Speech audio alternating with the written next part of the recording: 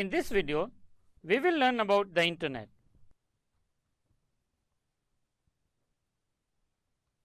In India, there are 46 crore internet users as of today, and this population is growing at 30% per year, which means every 2.5 years, the number of people with internet access in India doubles. If we continue to grow at this pace, in the first half of 2019, we will have more than 90 crore people with access to internet. And as the number of users grows, so does online commerce. E-commerce is growing at 40 to 50% per year. In other words, e-commerce is doubling every 1.5 years. It is this rapid pace of growth of online industry that is attracting all sorts of businesses to online. However, things were always not like that. Just about 30 years ago, we listened to music on audio cassette tapes, vinyl records, we talked to people over dial telephones, and we definitely bought everything in stores. Today, we listen to music over phone, computers, tablets, CD players, we talk to people with mobile phones, and even homes which do not have landlines have multiple mobile phone connections today. And a large number of us buy things online. In the last 30 years, technology has grown rapidly and it has transformed the way we live our daily lives. Technology has changed consumer psychology, not just in India, but everywhere in the world. Just about 30 years ago, there was no internet. In fact, it was very difficult to get two computers to talk to each other.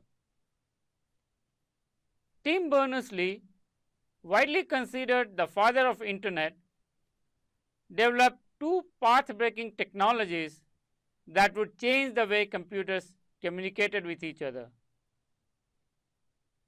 These were HTTP, the Hypertext Transfer Protocol, and the HTML, Hypertext Markup Language. HTTP provided a way for computers to talk to each other. Back in 80s, computers manufactured by different companies using different operating systems or supporting different languages could not talk to each other. But with HTTP, it changed.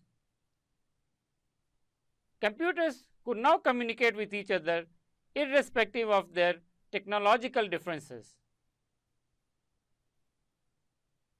HTTP used a new software called browser to send and receive messages.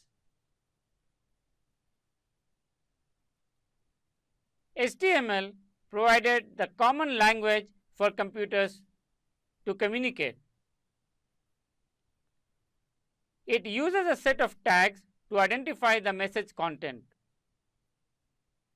and uses ASCII encoding for messages. Since all computers understand ASCII encoding, all computers in the world can create as well as understand HTML encoded messages. HTTP and HTML together brought about the birth of the internet. It allowed scientists, universities, government agencies, and businesses to connect disparate computers together and connect different networks into one giant network.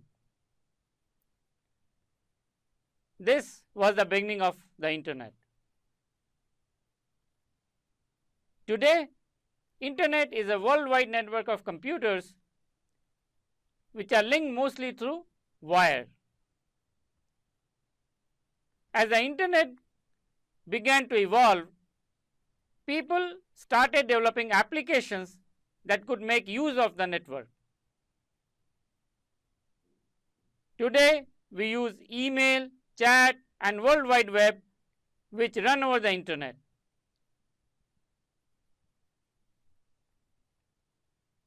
As people started creating HTML documents and sharing them on the internet, it led to the creation of the World Wide Web.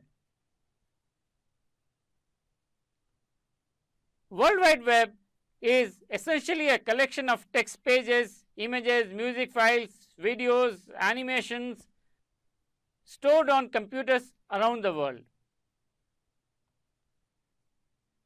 A web page is the basic building block of the World Wide Web. A web page is basically a text page written in HTML.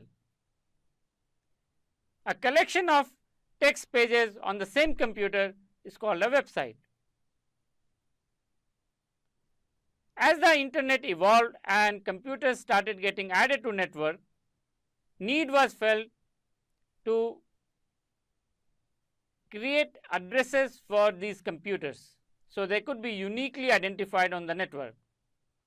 The IP system or Internet Protocol system provided a mechanism to assign numerical addresses to computers. An IP address for a computer is much like a mailing address for our houses. We have a house number which is qualified by the street name, which in turn is qualified by the postal code. The postal code is qualified by the city and the state. The IP system provides a similar framework for creating computer addresses, and the IP numbers are distributed geographically. The most current versions of IP system in use today are IP version 4 and IP version 6. IP version 4 is supported by all the computers in the world. It is a 32-bit addressing system that uses 4 blocks of 3 digits to create a unique address for each computer on the network. It can handle up to 4.3 billion addresses. This is an example of an IP address. The number 192.168.2.34 is the IP address of the computer. When IP4 came into being, it was felt that 4.3 billion addresses were enough for the foreseeable future.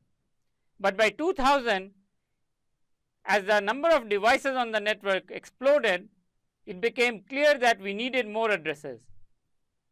This led to the creation of IP version 6. The IP version 6 is supported by all new computers and is vastly different from IP version 4. Version 6 is a 64-bit addressing system and uses 8 blocks of 4 digits to generate a unique address for each computer. Another difference is that in IP version 6, each digit is a hexadecimal digit. This made IP version 6 incompatible with IP version 4, and therefore a transition mechanism was developed that allows interoperability between version 4 and version 6 of IP system. Let's look at another important fundamental part of the internet, the domain name system. It was developed to make it easy for humans to use the computer network. Humans find it very hard to remember large numbers. On the other hand, we find it very easy to remember names. Therefore, the domain name system was created to act as a bridge between computers and humans. Under DNS or domain name system, each computer is assigned both a name and an IP address, and we access computers by name. When we try to access a computer by name, a behind the scenes mechanism maps the name to an IP address, so our computer can figure out which computer it needs to talk to. Let us see how the domain name system works. Let us say you are trying to access google.com on your PC. So you open up your browser and type google.com in the address bar of the browser. When you do that, a domain query is sent by your computer to a server called Recursive Resolver. Recursive Resolver is a server operated by your internet service provider or by several third parties. The job of the recursive resolver is to resolve the domain name into an IP address. The first thing the recursive resolver does is it contacts the nearest root DNS servers. There are 350 root DNS servers operating in the world. Your computer will always be able to access the nearest root DNS through the recursive resolver. The root DNS servers store information about another set of servers which maintain the record between domain name and IP addresses. The root DNS servers maintain record by top level domain or TLD. A top level domain is the extension you see at the end of the domain name. For example, .com, .net, .org, .in, etc. are all top level domains or TLDs. After the recursive resolver receives the information from the root DNS server, it contacts the TLD DNS or top level domain DNS servers. It is these servers which maintain the mapping between domain name and IP address. The recursive resolver receives the domain IP from a TLD DNS and passes it on to your computer. Then your computer sends an HTTP request to the Google server using the IP address, and the Google server responds to that HTTP request by sending you the home page.